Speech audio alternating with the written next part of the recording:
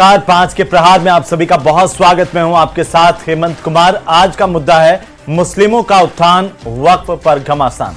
दरअसल वक्फ संशोधन एक्ट को लेकर के सियासी बयानबाजी तेज हो गई है। बीजेपी के प्रदेशाध्यक्ष मदन राठौड़ ने आरोप लगाया कि मुस्लिम समाज में इतनी गरीबी है कि टायर पंचर निकालने से आगे नहीं बढ़ने दिया। राठौड़ ने कहा कि संशोधन से मुस्लिम समाज के गरीब व्यक्ति का उत्थान हो सकेगा। बीजेपी प्रदेशाध्यक्ष के बयान पर पीसीसी चीफ गोविंद सिंह डोटासरा ने तंज कसा। कहा कि मदन राठौड़ खुद बीजेपी को पंचर करने का काम करने में लगे हुए हैं। तो वहीं कई मुस्लिम संगठनों ने वक्फ एक्ट का विरोध किया है। आज करेंगे इसी पर चर्चा। पहले ये रिपोर्ट देखिए।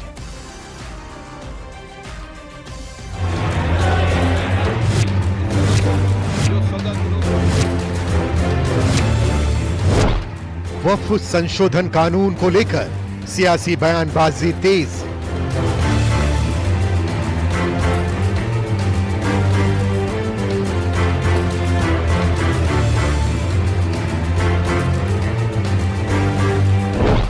बीजेपी प्रदेश अध्यक्ष बोले, संशोधन से मुसलमानों का उत्थान हो सकेगा। उस वर्ग को तो समृद्ध करो। आज मुस्लिम समाज में कितनी गरीबी है, विचार करो। मदन राठौड़ का आरोप, मुस्लिमों को पंचर निकालने से आगे नहीं बढ़ने दिया। टायर पंचर निकालने से ज्यादा आगे नहीं बढ़ने दिया उनको। हम चाहते हैं कि वो भी समृद्ध बने, इस दिशा में वो भी मजबूत बने, ये हमारी सोच है। डोटासरा का तंज, मदन राठौड़ खुद बीजेपी को पंचर करने में लगे हुए हैं। मदन राठौड़ जी तो खुद बीजेपी को पंचर करने वाले हैं। मदन राठौड़ जी का कोई इस 6 महीने में 8 महीने में कोई बीजेपी को आगे ले जाने का कोई विजन देखा? मिल्ली काउंसिल ने कहा, वक्फ को लेकर विरोध जारी रहेगा। सरकार ने वक्फ बोर्ड को अपने कब्जे में लेकर मनमाने तरीके से इन्होंने ये किया है, इसलिए इसको हम बिल्कुल रिजेक्ट करते हैं और इसके खिलाफ हम अपना जो भी एहतजाज है जारी रखेंगे। मुस्लिमों का उत्थान, वक्फ पर घमासान।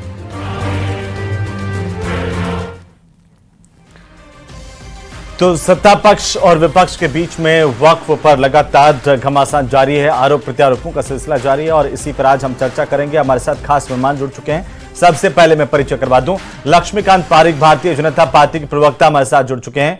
हमारे साथ प्रतीक सिंह जुड़ चुके हैं, कांग्रेस पार्टी के प्रवक्ता, और साथ ही साथ अब्दुल लतीफ आर्को हमारे साथ हैं, प्रदेश सचिव ऑल इंडिया मिल्ली काउंसिल के। एसपी मित्तल हमारे साथ हैं, वरिष्ठ पत्रकार के तौर पर। आप सभी का बहुत स्वागत है। और सबसे पहले पारिक साहब आपसे, क्योंकि मदन राठौड़ कह रहे हैं कि मुस्लिमों को पंचर से आगे नहीं बढ़ने दिया और इसलिए ये वक्फ संशोधन बिल जरूरी था। तो इस तरह का बयान क्यों है सर? क्या ये गरीबी उन्मूलन कोई बिल लेकर के आया गया है मुसलमानों के लिए, या वक्फ संशोधन वक्फ में संशोधन है? वक्फ संशोधन बिल के साथ साथ जिस प्रकार से मुस्लिम समाज को लेकर विभिन्न प्रकार की धारणा और अवधारणा को तोड़ने का प्रयास किया गया है, निश्चित रूप से कांग्रेस ने पिछले लंबे समय से जिस प्रकार से अल्पसंख्यकों में खासतौर से मुस्लिम वर्ग को अपना वोट बैंक के रूप में इस्तेमाल किया। आप देखिए, आजादी के 70 साल बाद भी यदि शिक्षा की स्थिति की बात करूं तो शायद अल्पसंख्यक समाज की स्थिति, मुस्लिमों की स्थिति सबसे ज्यादा खराब है। यदि आप रोजगार की बात करेंगे तो भी शायद ये देखने को मिलेगा कि अल्पसंख्यकों की स्थिति सबसे अधिक खराब है, मुसलमानों की स्थिति सबसे अधिक खराब है। यदि आप अन्य के क्षेत्रों में, यदि शिक्षा के क्षेत्र में बड़ी बात करेंगे तो शिक्षा के क्षेत्रों में बड़ी बड़ी कंपनीज के माध्यम से बड़े रोजगार के अवसर हो, वे भी मुस्लिम समाज के पास नहीं है। तो आजादी 70 वर्ष बाद भी यदि मुस्लिम समाज का व्यक्ति गरीब और गरीब से गरीब होता चला गया तो जिम्मेदारी किसकी बनती है? निश्चित रूप से उस वर्ग की आवश्यक रूप से बनती है जिसने 70 वर्षों तक देश पर राज किया हो और राज करने के साथ इस बात का दावा किया हो कि मैं अल्पसंख्यक समुदाय के सबसे बड़े हितैषी हैं। वोट बैंक की राज्य के लिए आपने वोट बैंक के रूप में इस्तेमाल किया, अच्छी बात है। आपने कहा भारतीय जनता पार्टी आ जाएगी, आपको भगा देगी इस देश से। आपने डराने का प्रयास के बाद भी ये बात बार बार लोग कहते रहे, चेताते रहे कि भारतीय जनता पार्टी को मत आने दो, आप हमारे को वोट डालो। तो आप कांग्रेस ने सिर्फ ये काम किया, लेकिन वहीं इसके विपरीत भारतीय जनता पार्टी सरकार बनने के बाद, नरेंद्र मोदी जी सरकार बनने के बाद अल्पसंख्यकों के लिए जिस प्रकार कल्याणकारी योजनाओं के माध्यम से सरकार ने काम किया, योजना बताइए कि जब मदरसों को आधुनिकरण का काम किया हो, या छात्रों को शिक्षा वृद्धि छात्रवृत्ति देने का काम किया हो, या उनके लिए सीखो कमाओ योजना के माध्यम से रोजगार के माध्यम से सर्जन काम किया हो, मैं समझता हूं आमूल परिवर्तन है। यदि मुस्लिम महिलाओं की स्थिति सुधारने के 3 तलाक का कानून को बदलने का काम किया है तो मोदी सरकार ने किया है। और वक्फ बोर्ड संशोधन के माध्यम से गरीब मुसलमान की जमीन को हड़पने का प्रयास जो भू माफिया करते थे उनको सबक सिखाया काम भी इस सरकार ने किया है। तो मैं सीधे तौर पर मानना है कि भारतीय जनता पार्टी की सरकार बनने के बाद आज तक की स्थिति में आमूल परिवर्तन लाने का काम कोई कर रहा है तो मानिए सर आपके अकॉर्डिंग मुसलमानों की स्थिति देश में खराब है तो फिर सच्चर कमेटी की एक दो सिफारिशें भी गिनवा दीजिए, उनको लागू कर देते। देखिए निश्चित रूप से उन दिशाएं बढ़ रहे हैं, लेकिन सच्चर कमेटी की रिपोर्ट किस आधार पर आधारित की गई है यह भी मुख्य बात होनी चाहिए। जानना चाहिए कि 70 वर्षों के बाद सच्चर कमेटी को वह रिपोर्ट क्यों देनी पड़ी, यह बात भी पूछनी चाहिए इन लोगों से जो 70 वर्षों देश में राज किया और मुस्लिम समुदाय को अपना वोट बैंक के रूप इस्तेमाल किया।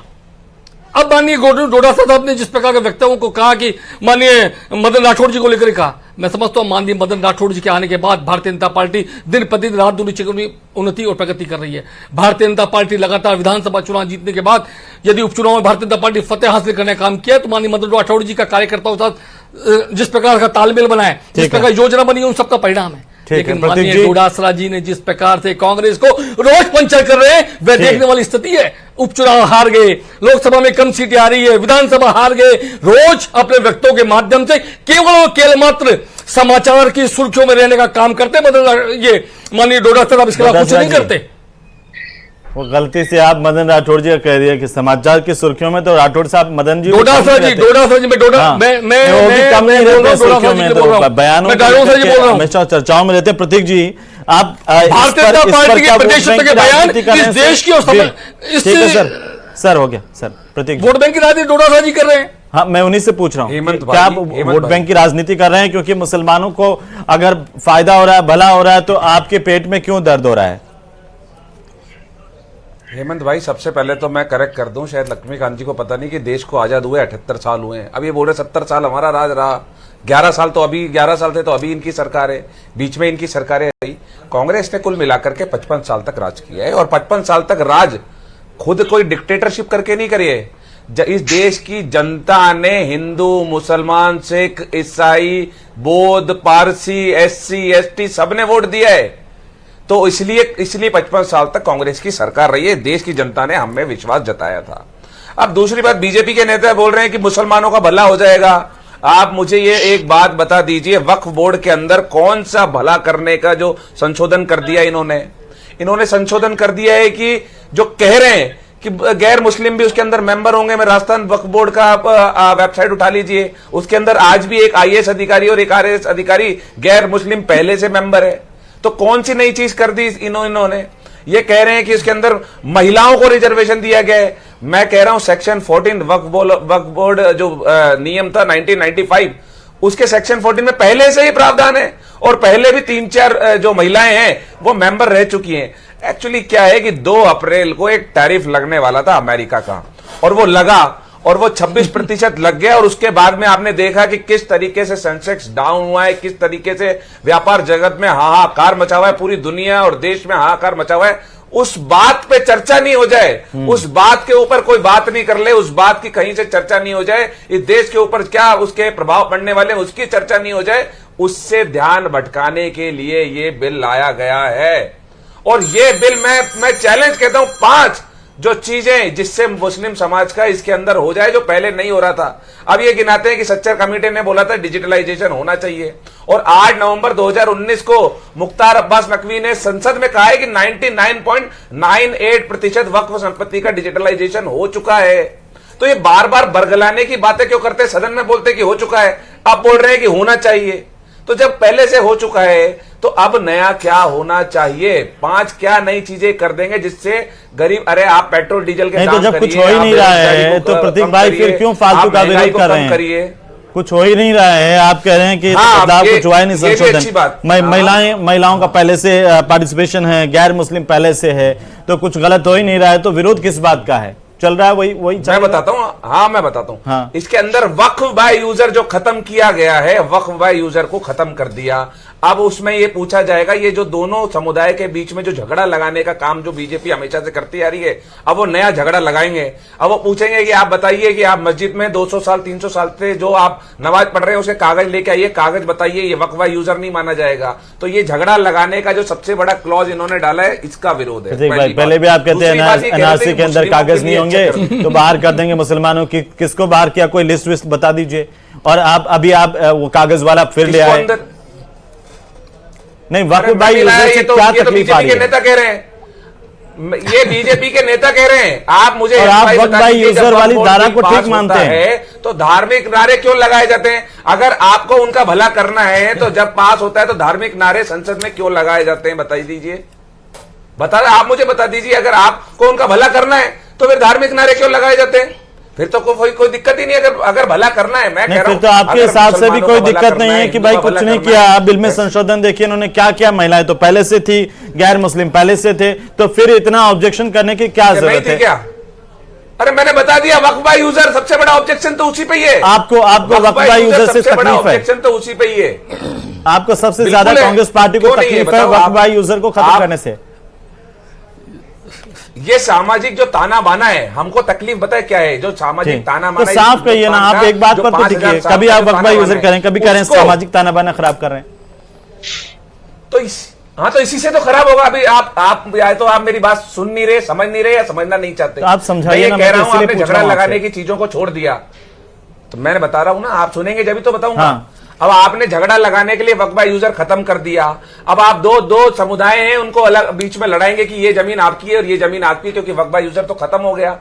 तो आप ये झगड़ा लगाने का, सामाजिक सद्भाव खत्म करने का जो प्रयास, कुप्रयास वक्फ बाय यूजर क्या था? से जो कर रही है इनकी, वक्फ बाय यूजर क्या था? वक्फ बाय यूजर खत्म कर दिया। जो यूज नहीं, कर क्या रहे थे, था? मैं बता रहा हूं। उसमें क्या था? जो पहले ऐसा जैसे क्या हो रहा मस्जिद था? है। हाँ, बता तो रहा हूं सर। सर बता तो रहा हूं सर, बता तो रहा हूं। आप सुनोगे जब तो बताऊंगा मैं। तो सुन ही रहा हूं। अगर किसी मस्जिद के ऊपर अगर किसी मस्जिद पे आजादी के पहले से या बाद से अगर कहीं पे नमाज पढ़ी जा रही है, तो वक्फ की संपत्ति मानी गई थी।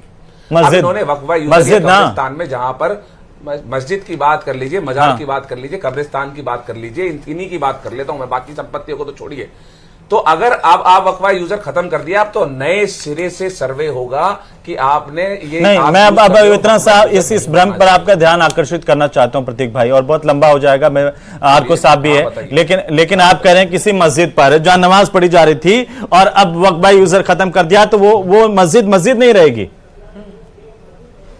ये तो सरकार डिसाइड करेगी। नहीं, कहां लिखा है? कौन सा आपने संशोधन पढ़ा है? जरा बताइए। तो इस तरह से वक्फ बाय यूजर खत्म कर दिया, आपने नहीं पढ़ा। मैं कह रहा हूं वक्फ बाय यूजर खत्म कर दिया। क्यों खत्म कर दिया? चलिए, क्या था Waqf by user? Waqf by user से क्या हो रहा था, ये बताइए जरा। क्या था वक्फ बाय यूजर? किसी वक्फ बाय यूजर में था किसी मस्जिद का, जहां नमाज पढ़ी जा रही है वो मस्जिद रहेगी, और इसमें संशोधन में ये आ गया कि वहां पर नमाज पढ़ी जा रही है, लेकिन वो वक्फ बाय यूजर खत्म हो गया तो मस्जिद खत्म हो गई। कैसी बातें कर रहे हैं प्रतीक भाई आप? यस, खत्म नहीं हो गई। अब कागज मांगे जाएंगे कि आप लाइए, हम नहीं मैं आ रहा हूं मानते मित्र साहब, आ रहा हूं मित्र साहब, था। पहले एक टिप्पणी आप आपको कर साथ लीजिए दूंगा। जैसे, अगर मैं गलत कह रहा हूं, आप एक्सप्लेन कर दीजिए वक्फ बाय यूजर क्या था। फिर अगर आप मेरी बात नहीं मान रहे तो आप ये एक्सप्लेन कर दीजिए क्या था सुनिए वक्फ बाय सर, यूजर। मस्जिद से कोई लेना देना नहीं है। सामान्य जमीन मान लीजिए, अगर वक्फ बोर्ड कह देता है कि यह वक्फ की जमीन है, तो फिर उस पर कोई आपत्ति नहीं होती थी।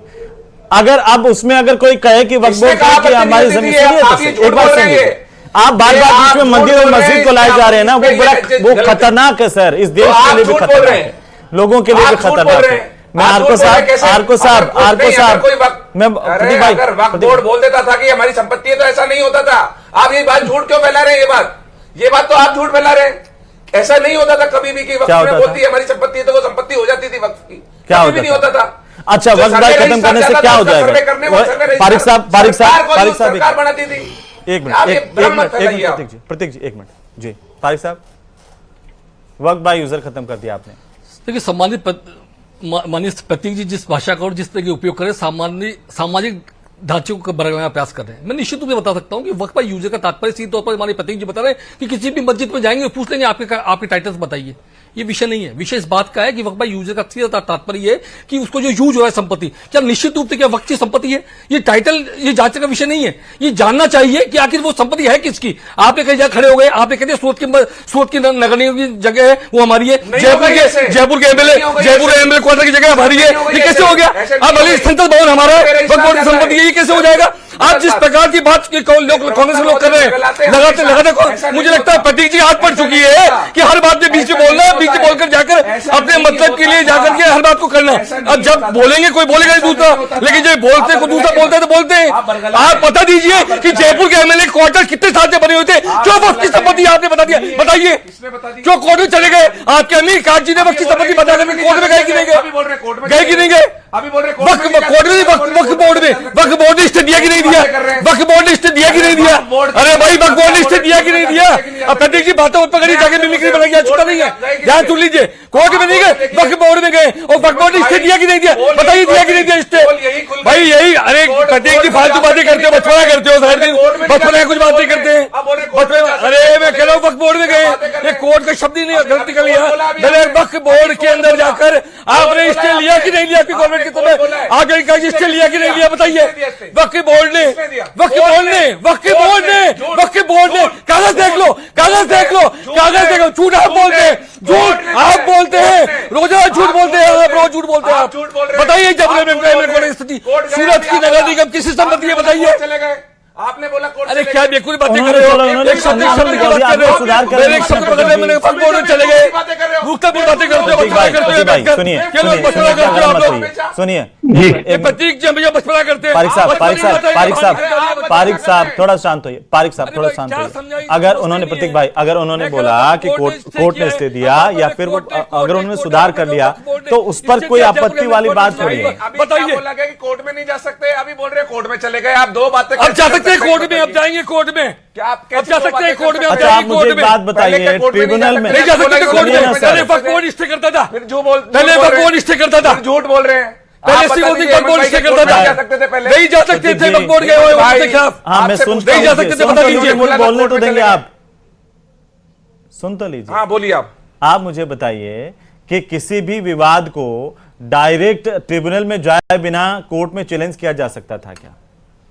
आप तो वकील रहे ना। अब मैं आपकी बात का जवाब देता हूं। हाँ, आपकी बात का जवाब दे देता हूं।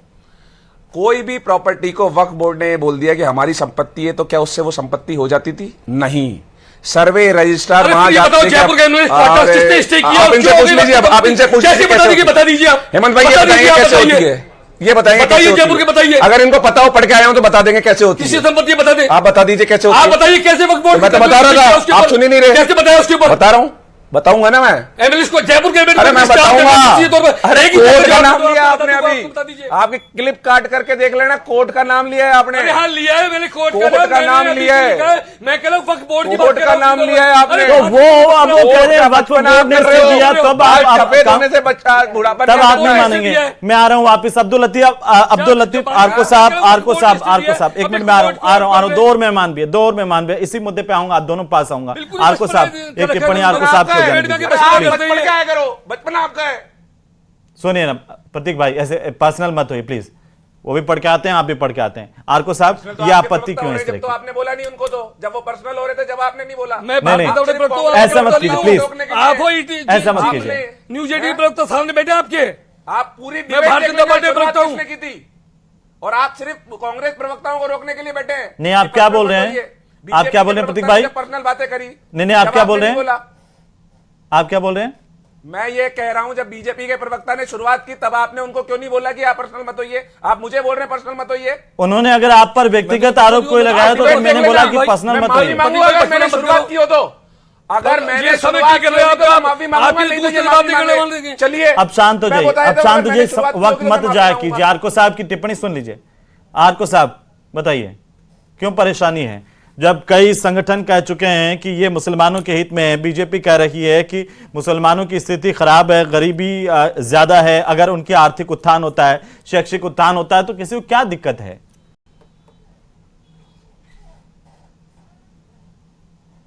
आरको साहब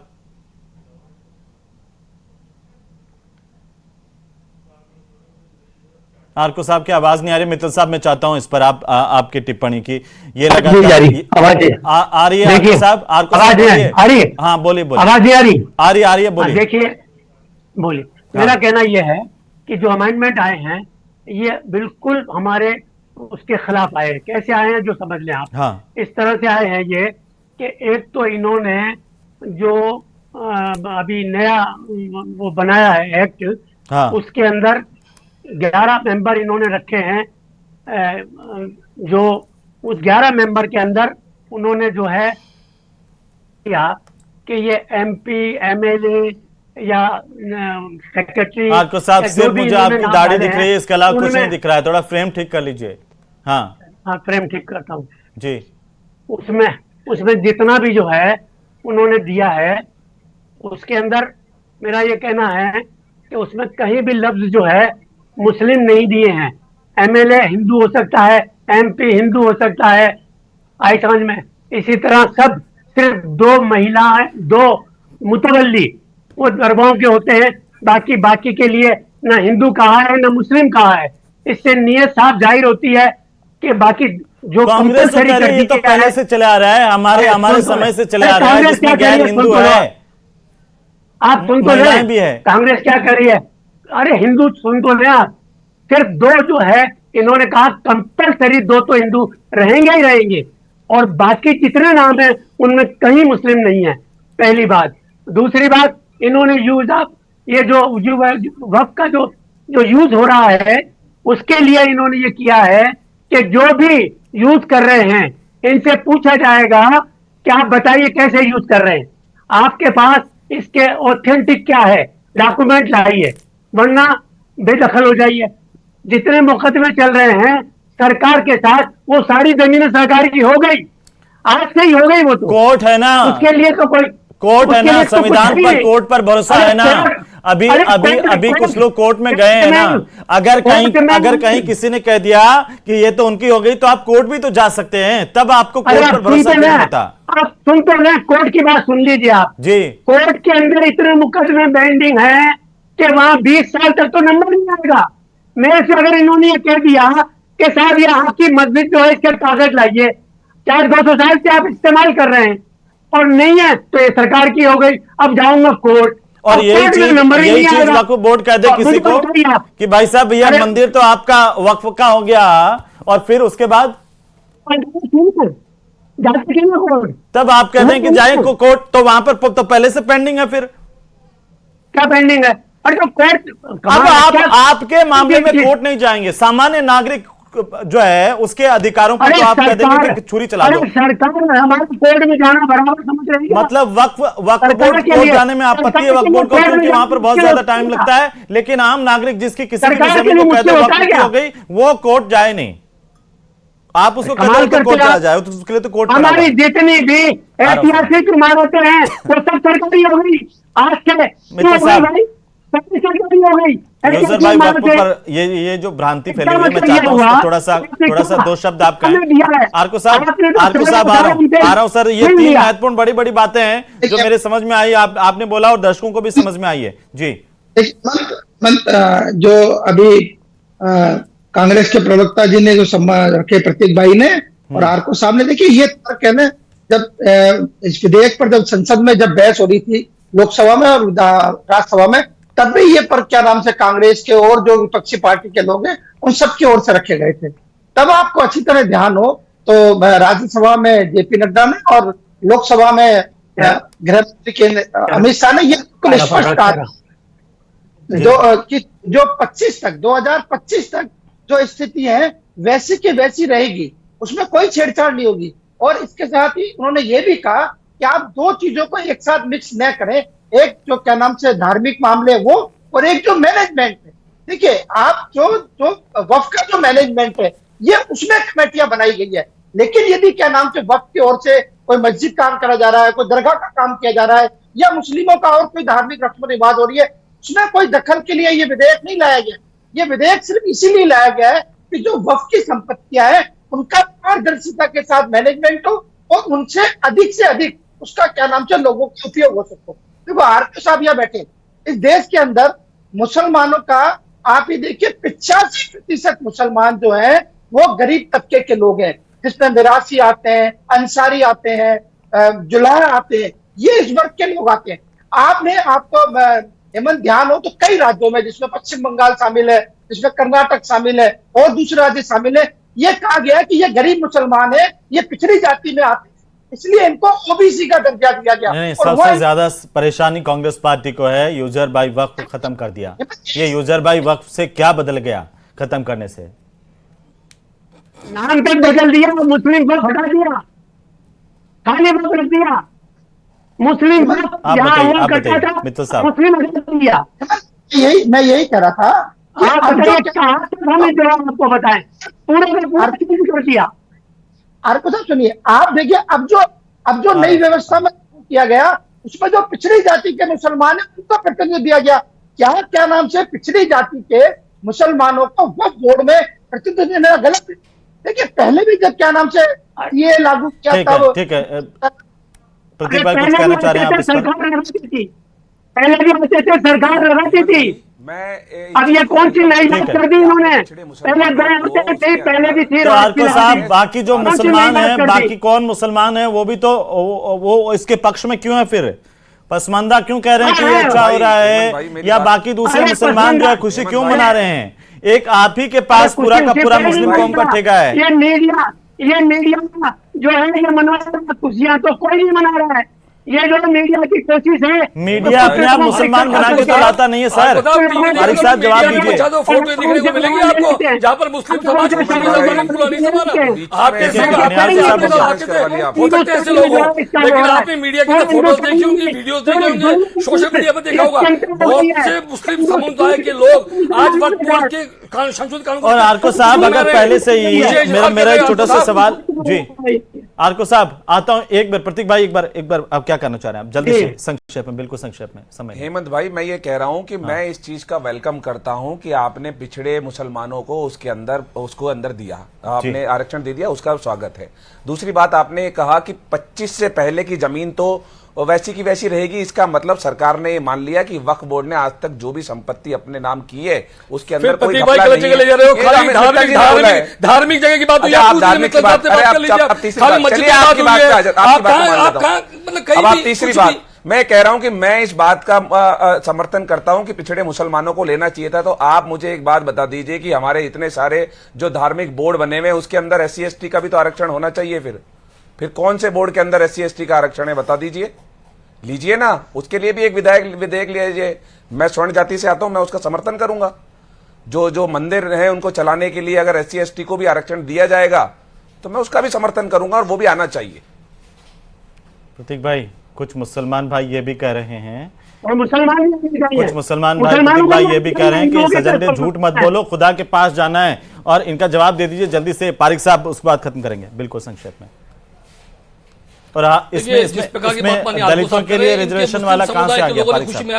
खुशी मिलाकर सीधे तौर पर जारी कर दिया इस बात को सीधे तौर पर कि जिस प्रकार से मुस्लिम समाज के अंदर खुशी की लहर है। मैं समझता हूं ट्रिपल तलाक के बाद इस कानून को लेकर भी जिस प्रकार मुस्लिम महिलाओं ने और खासतौर से मुस्लिमों पिछड़े वर्ग ने जिसका स्वागत किया, आरको साहब को समझना चाहिए कि मुस्लिम समाज की सौर लौट रहा है। आप आरको साहब हो सकता है कि आप बहुत बड़े व्यापारी हैं, हो सकता है कि आप अच्छे वर्ग से आते होंगे, लेकिन गरीब मुसलमान की चिंता करें, वह भी आपके लिए आवश्यक है। ठीक है, बहुत शुक्रिया आप सभी का चर्चा में शामिल होने के लिए। हालांकि वक्फ संशोधन बिल कानून बन गया है, लेकिन अभी भी इस पर सियासत जारी है और आने वाले दिनों में ये सियासत और ज्यादा तेज हो सकती है।